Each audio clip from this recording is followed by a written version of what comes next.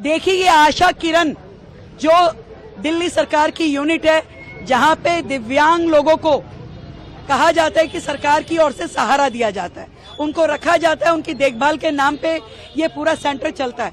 परंतु ये शेल्टर लगातार यहाँ मौतें हो रही हैं। पूरे 2024 के अंदर यहाँ 27 लोग, 27 बच्चे, 27 दिव्यांगजन खत्म हो चुके हैं, उनकी मौत हो गई है। किस कारण से, क्या दुर्घटना हुई? जुलाई माह के अंदर ही 17 लोग, हमारी जानकारी में 13 तो अखबार में आए हैं, 17 लोग यहाँ पे मर चुके हैं। कारण प्रशासन बता नहीं रहा। एसडीएम की इंक्वायरी क्या कह रही है कुछ पता नहीं चल रहा। खुद गेट बंद करके सभी अधिकारी बैठे हैं, किसी भी व्यक्ति को अंदर जाने की परमिशन नहीं है। हम जो सामाजिक लोग हैं, जनप्रतिनिधि हैं, हमें तक अंदर नहीं जाने दिया जा रहा है। और हम यह देख नहीं सकते कि बच्चों को, हमारे पास जो जानकारी मिली है, उन्हें गंदा पानी मिलता है पीने के लिए, उनको भोजन नहीं मिलता, उनको इलाज नहीं मिलता, और आखिरकार वो जाकर के अस्पताल में दम तोड़ रहे हैं बच्चे।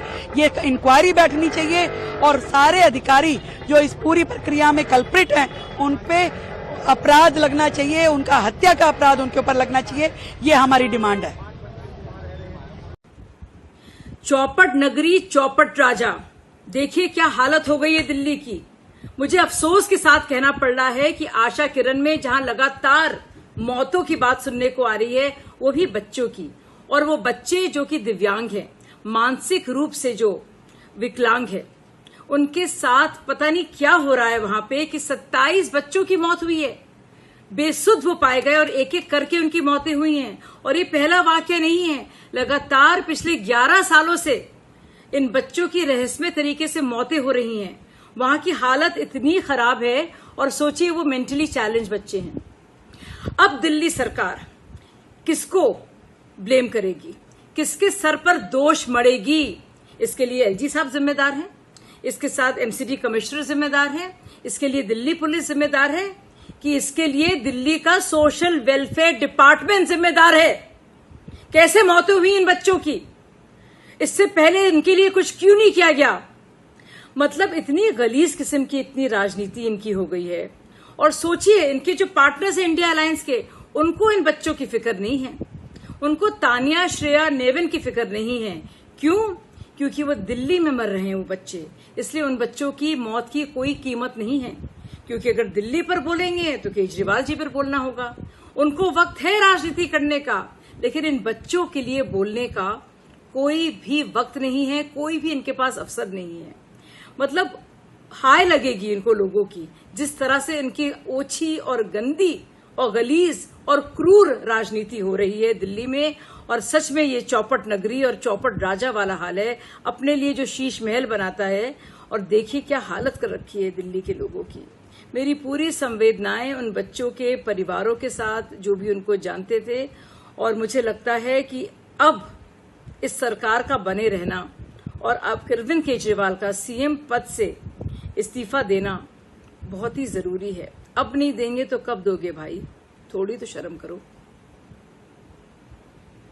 38 केसेस है, उसमें से 14 महिलाएं हैं जो सिर्फ 1 महीने में, सामने मैडम, सामने 1 महीने में डेथ हुई है। और इसमें सबसे ज्यादा प्राइमा फेशिया ये मिला है कि पानी एक तो कंटेमिनेटेड है, फिल्टर्स प्रॉपरली लगे नहीं हुए। अभी मैं किचन में होके आई हूँ, वहां पर भी फिल्टर नहीं है। पानी जो भी आ रहा है, जो भी बच्चों को पिला रहे हैं, और जितने लोगों की डायरिया से ज्यादातर अधिकतर डेथ हुई है, ये भी पाया गया है कि 4 घंटे के अंदर अंदर एक बच्चे की डेथ हुई है डायरिया होते ही। उसमें भी ओवर क्राउडिंग बहुत ज्यादा है। जहां पर सिर्फ 250 लोगों के रहने की जगह है महिलाओं की, वहां पर 495 लोग रह रहे हैं इस गर्मी में। अभी वहां से लोगों को इन्होंने इतनी डेथ होने के बाद निकाला है, उसमें से कुछ टीबी की डेथ भी हैं जो साथ रह रहे थे। टॉयलेट्स इनके पास है नहीं, पिछले 2 महीने से टॉयलेट्स नहीं है पूरे।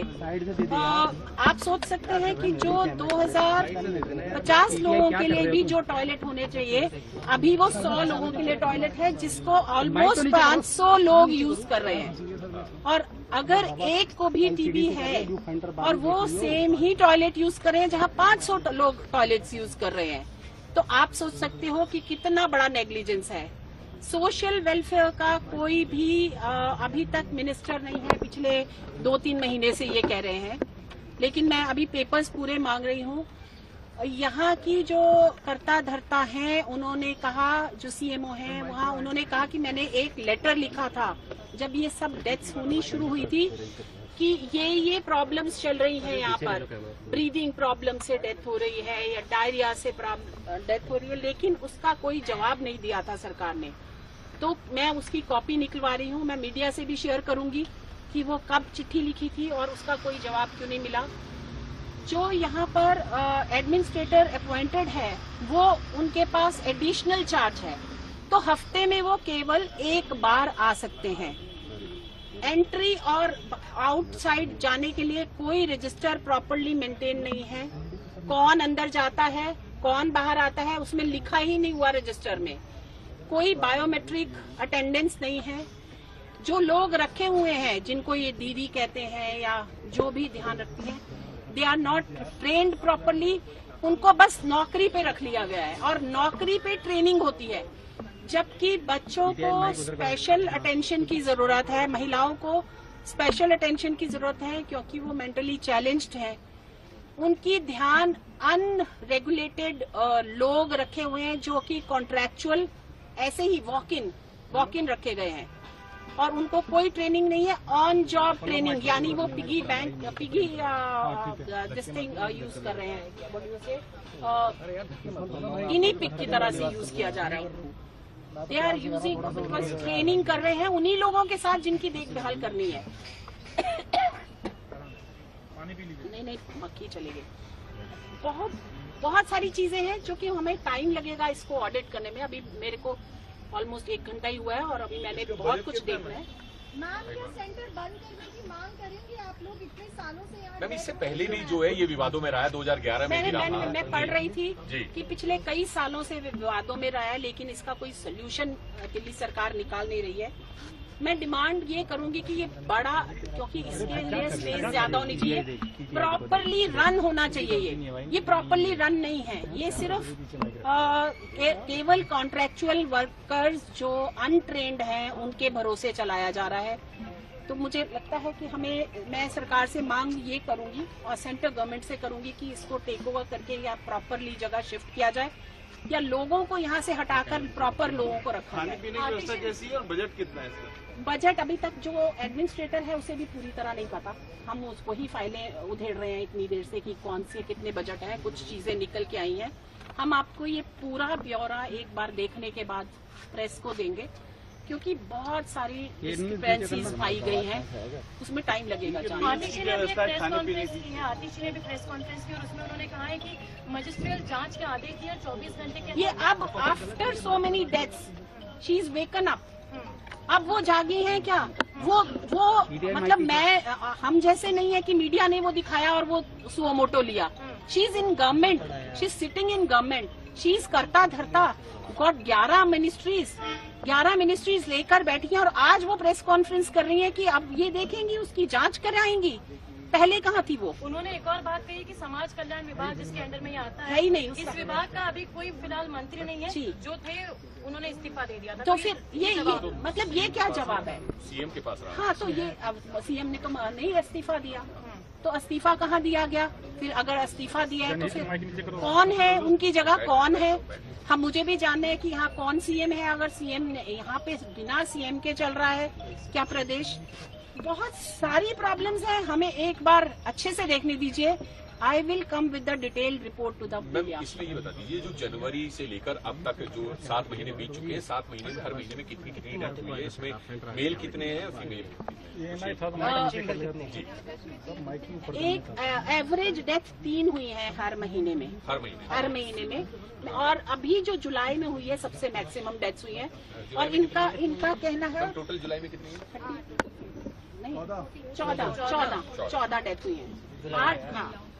और ये एक कहते हैं जो ऊपर फर्स्ट फ्लोर पे रह रही थी ना सब लोग, ये फर्स्ट फ्लोर वालों की ज्यादा डेथ हुई है।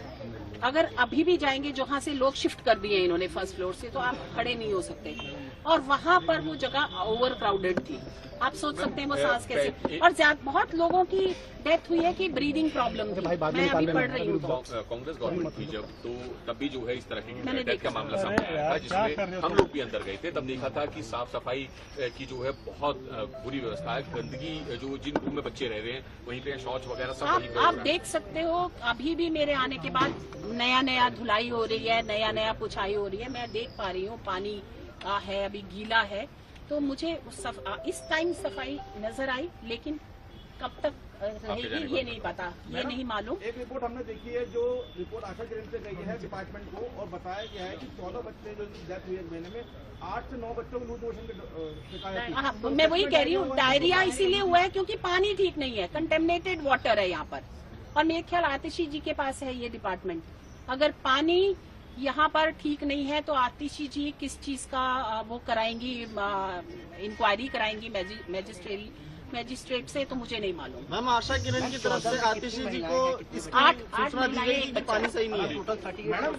38 अभी 2-3 आतिशी जी ने लेटर लिखा है इंक्वायरी के लिए, उसमें 7 महीने में 14 मौत बताई आतिशी जी ने।